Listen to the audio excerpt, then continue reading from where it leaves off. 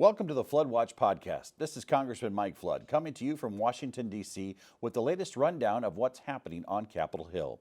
It was a very busy week in Congress. I hosted dozens of constituent meetings and had many very productive conversations.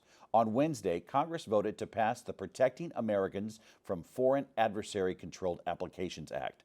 The act is a bipartisan legislation that protects Americans and prevents foreign adversaries like Communist China from targeting, surveilling, and manipulating Americans through online apps like TikTok.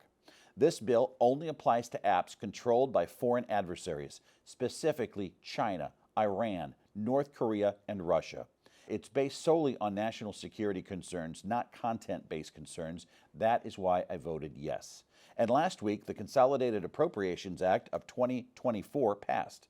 It will save more than $200 billion over the next decade.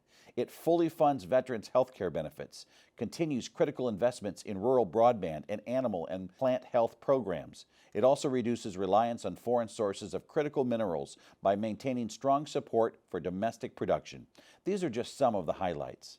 This appropriations bill allowed millions of dollars to be allocated to Nebraska's 1st District for community project funding. The money will go towards ag research, roads, a library, and updating wastewater treatment facilities. You can find the full list of projects and the amount of money received on my website at flood.house.gov. Last week, President Biden gave his fourth and hopefully final State of the Union speech.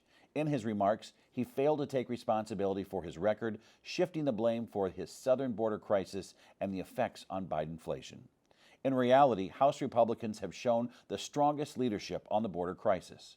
In this Congress, we approved the strongest border security bill in history and have passed multiple bills aimed at curbing Biden's inflation and out-of-control spending.